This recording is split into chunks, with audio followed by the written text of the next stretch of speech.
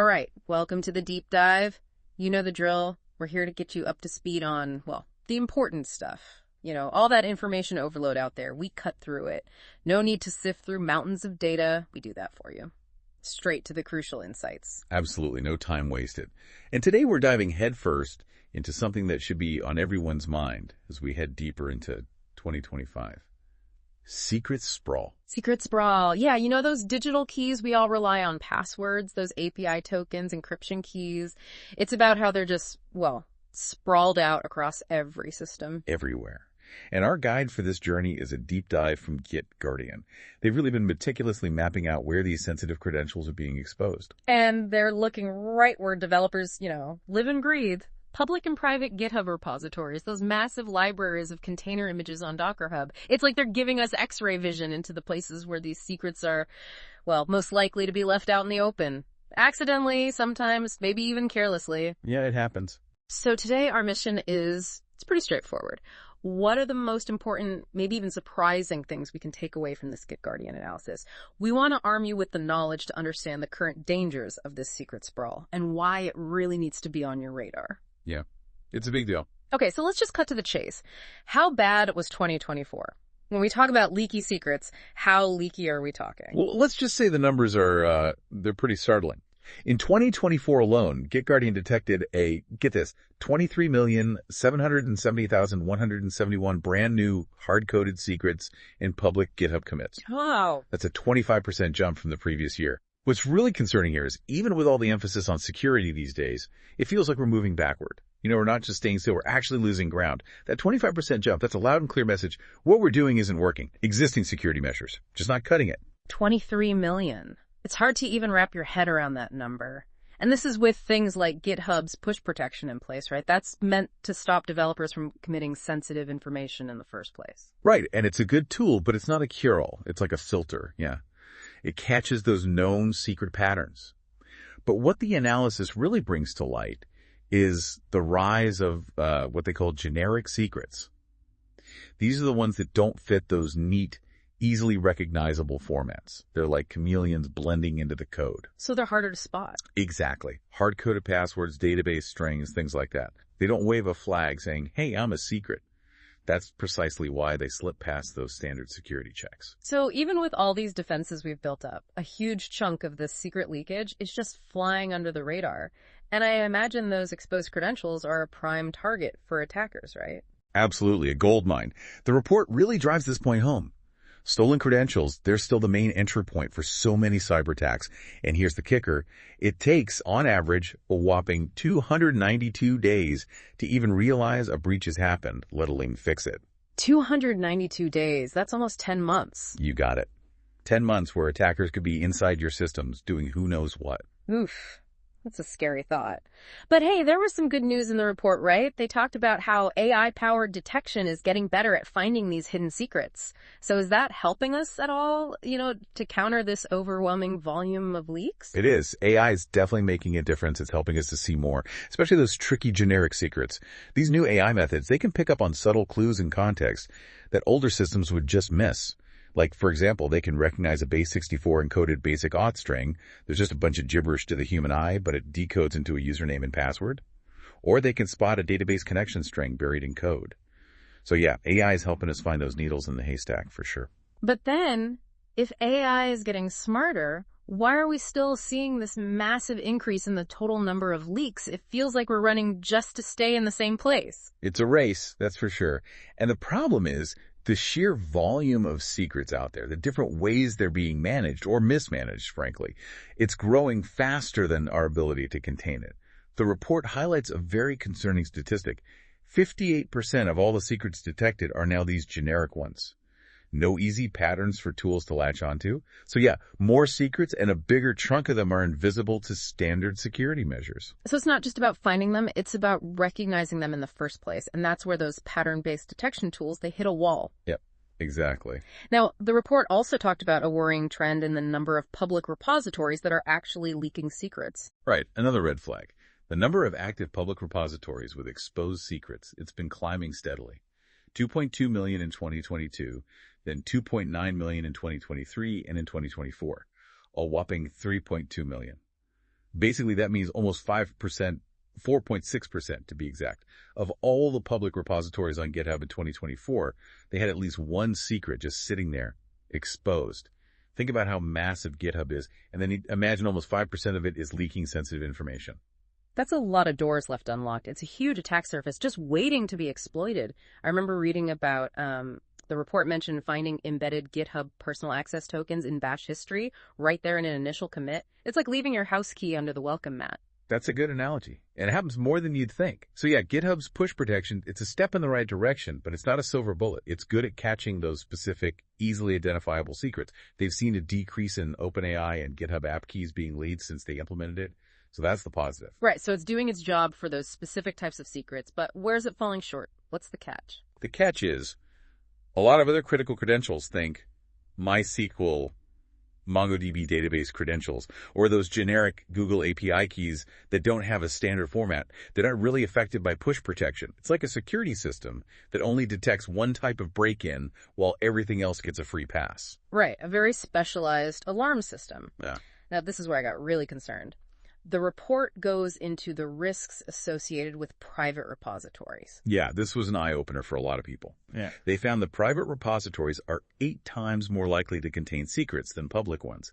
35% of private repos had at least one plaintext secret just lying around. 8 times. You'd think it'd be the other way around. Yeah, you'd assume private repos would be more secure, right? More carefully guarded. What's going on there? Why are they leaking more? It's probably a few things. Developers might think, hey, it's private, it's safe, a false sense of security. Maybe they're not as strict with their security practices, or code reviews aren't as thorough.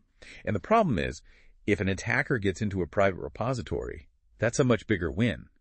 They can move around inside an organization's systems much easier. These private repos, they often have more sensitive internal stuff of configurations, code, the good stuff. So a breach in a private repo, that's a much bigger deal. It's not just about stealing code, right?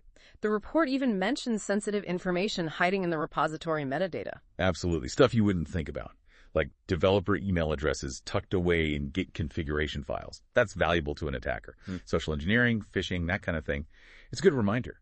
Security, it's not just about the code itself, it's about the whole ecosystem. Everything, every nook and cranny. So whether it's public or private, the potential for leaks, it's everywhere.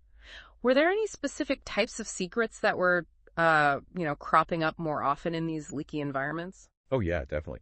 In public GitHub, the most common specific secret was MongoDB credentials, followed by Google API keys, Telegram bot tokens, and generic private keys. That's a lot of access, a lot of potential damage. And in those riskier private repositories, what were they hiding?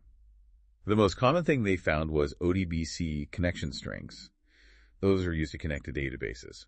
Then you had AWS IAM keys, generic private keys, even encrypted private keys. Encryption is good, but finding encrypted keys in a private repo, that's a big red flag. It means there's something really sensitive there, and someone might try to crack that encryption.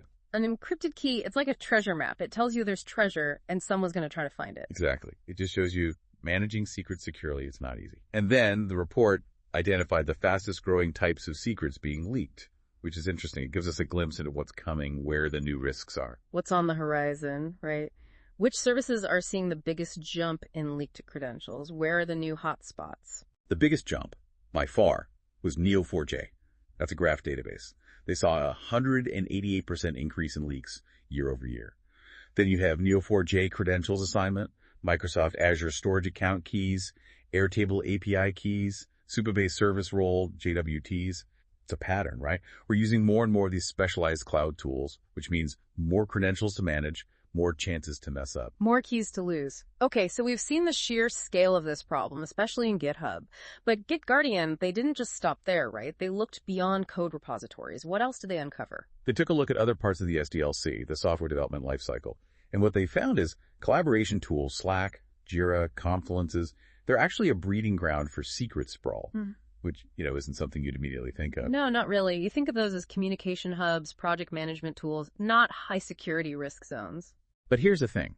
38% of security incidents involving secrets in these collaboration tools were classified as, highly critical or urgent. Yeah. In SCM says it was only 31%. So yeah, a big difference. Definitely something to pay attention to.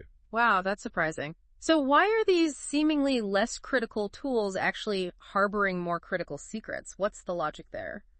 It's probably a combination of things. Developers might be more relaxed in those environments. It's How? casual, you're chatting, you just paste a secret into a message without thinking twice. And these platforms, they also don't have the same security measures as dedicated SEM systems. Plus, you have a lot of people using them who might not be as security aware, not just developers. So it's a recipe for disaster, right? More relaxed behavior, weaker security, and a less security-savvy user base.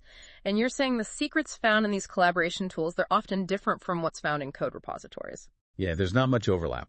Only 7% of the secrets they found appeared in both, which means these are two separate battlefields, two distinct areas of risk that neither own strategies. And the type and frequency of leaks, they vary across the platforms too. So how do they compare? Slack, Confluence, Jira, how do their leak rates stack up? Let's see, Slack has a 2.4% leak rate. That might not sound like a lot, but think about how many messages are flying around on Slack every day. Yeah. It's a lot of opportunity for leaks. So the likelihood of stumbling across a secret, it's high. Confluence has a 0.5% leak rate, so less frequent. But when it happens, it's often in documentation, which can stick around for a long time. And then Jira, that has a 6.1% leak rate. Secrets are often shared in tickets for troubleshooting, things like that. So yeah, different risks, different challenges. Each platform has its own unique fingerprint. And then moving away from communication hubs, the report delved into Docker Hub. That's a treasure trove, right? A huge library of container images.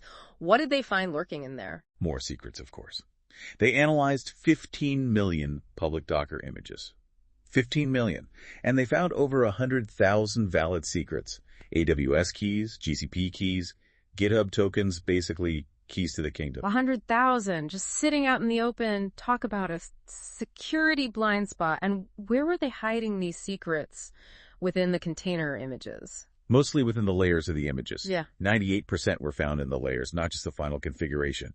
That tells you need deep image scanning to find this stuff. Looking at the last layer, it's not enough. So even if a secret is removed later in the build process, it might still be hanging out in an earlier layer, like a ghost. Yeah, like a digital ghost. It's a common mistake, easy to overlook. You delete something, you think it's gone, but it's still there in the history. The report also pointed out that env, run, and arg instructions in Docker files, they're responsible for 78% of the leaks, with env accounting for 65% of them. So that's where developers need to be extra careful. So these specific commands, they're like the weak points, the cracks in the armor. And what kind of access could these leaked secrets give an attacker? What are we talking about here? Pretty much anything you can imagine. Access to databases, entire AWS or GCP infrastructures, internal GitHub enterprise instances, even Artifactory repositories. They even found about 40,000 RSA private keys. 40,000. Just floating around out there. It's mind-blowing. That's enough to make your hair stand on end. And then on top of all this, there's the new kid on the block, right? AI-powered coding assistants like GitHub Copilot. How is this new technology changing the secrets sprawl landscape? It's a double-edged sword, that's for sure. Their analysis actually showed that using Copilot can increase the rate of secret leaks by 40%. Repos using Copilot had a 6% leak rate compared to the average 4.6%. 40%, that's a pretty big jump. Why would a tool designed to help developers actually lead to more leaks? Well, there are a couple of theories. First, the code generated by these AI models, it might not be as secure. It could contain hard-coded secrets or insecure configurations, especially if it's not reviewed carefully. And second, developers who are using these tools, they might be focused on speed, getting things done quickly. Maybe they're not scrutinizing the AI-generated code as closely as they should, and that's when secrets slip through. So AI can help us write code faster, but it also creates new risks. We need to be very careful with it. Okay, we've talked about how many secrets are leaking and where they're leaking from. But what happens next? What's the lifespan of a leaked secret? The report talked about the persistence of these exposed credentials, right? Oh yeah, they don't just disappear. It's a big problem. They found that 70% of the valid secrets they found in public repositories back in 2022, they were still active a year later. 70%. Still out there, waiting to be exploited. That's crazy. A year later, that's a long time for an attacker to find and use those credentials. What makes them stick around so long? Why aren't they being revoked or rotated more often? It's partly due to the nature of non-human identities, NHIs. Things like service accounts, API keys used by applications, they're designed to be long-lived to keep things running smoothly.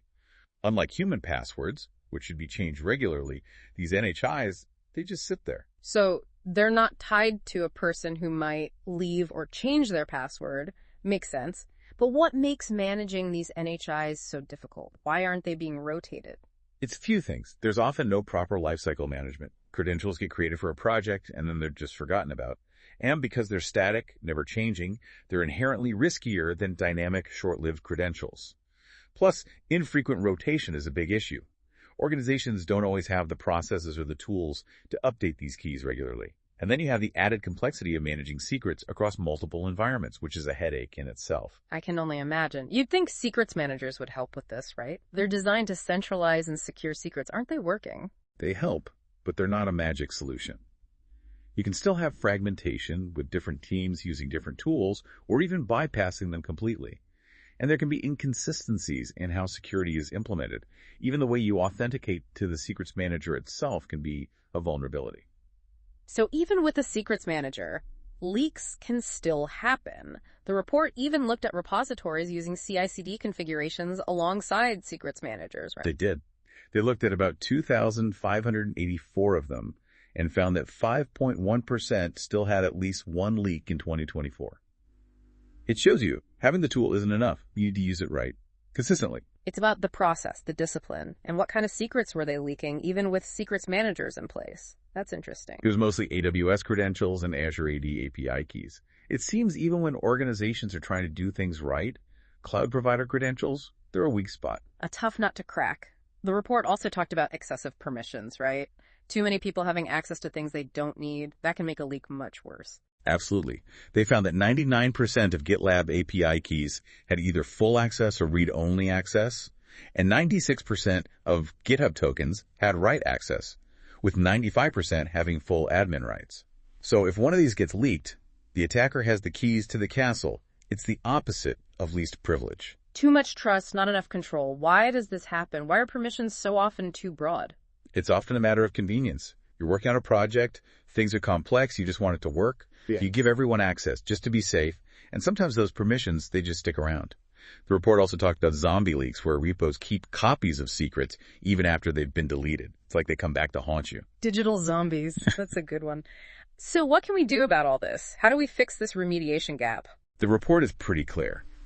Secret leak remediation. It needs to be a top priority, just as important as preventing the initial breach. They recommend a few things.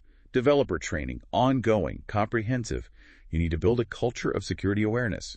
Then you need to integrate those automated secrets discovery and security tools into the development pipeline. Catch leaks early before they cause damage. And then there's the whole issue of secrets manager sprawl. Too many tools, inconsistent practices, that needs to be addressed. And finally, better tracking and management of those NHIs. And maybe even moving towards secretless approaches where you minimize the reliance on static, long-lived credentials. It's a lot to tackle, a big shift in how we do things. Yeah. Okay, so we know secrets are leaking, a lot of them, and they're sticking around. Let's talk about the impact. What happens when these secrets fall into the wrong hands? The report outlines some key risk categories and attack vectors, right? They do. It's important to understand the potential consequences so we can prioritize prevention and remediation. They categorize the risks based on the type of credential that's compromised. Let's break it down. The first one is package and container registry credentials. What can happen if those are leaked? Bad stuff.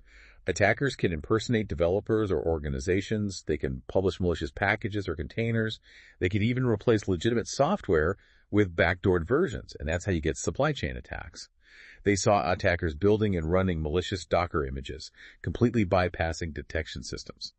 And there's another example where they used leaked Kubernetes secrets to launch supply chain attacks. So one leak can infect a whole chain of systems. Scary stuff. What about cloud platform credentials, like AWS or GCP keys? What happens if those are compromised? You're basically giving attackers control of your cloud infrastructure. They can create unauthorized resources, steal data, even take over your entire cloud environment. They've seen attackers using stolen credentials to spin up virtual machines for cryptojacking, to exfiltrate data, to gain complete control of cloud services, to make unauthorized changes to infrastructure. They even saw a case where attackers hijacked a victim's GenAI infrastructure. Wow. GenAI, that's a whole new level. And storage service credentials. Things like AWS S3 buckets. What are the risks there? Data theft, mainly. Attackers can steal sensitive data, personal information, intellectual property, even backups. They can also use it for ransomware, encrypt your data, and demand payment. They saw a case where attackers used stolen AWS S3 credentials to encrypt files and then demand a ransom. It's ironic, right? They're using the security features of the service to attack it. And what about credentials for SCM systems? GitHub, GitLab, things like that. Leaking those can expose your entire code base. All your private repos, your source code, your configurations, all up for grabs. And attackers can inject malicious code into your software development pipeline, leading to supply chain attacks. They found a case where attackers stole GitHub credentials and then used them to upload a compromised Ultralytics Python module to PyPI. So yeah, supply chain attacks are a big concern. It's like poisoning the well. And then there's the worst case scenario. Leaking secrets management system credentials. Doesn't bear thinking about. It's a nightmare. If they get those credentials, they can access all the secrets managed by that system. It's like giving them the master key.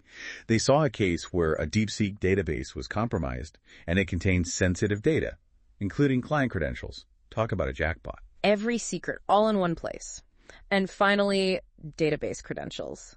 What happens if those are leaked? Data breaches, obviously. They can steal data, modify it, delete it. They can disrupt your operations, cause compliance headaches, cost you a lot of money.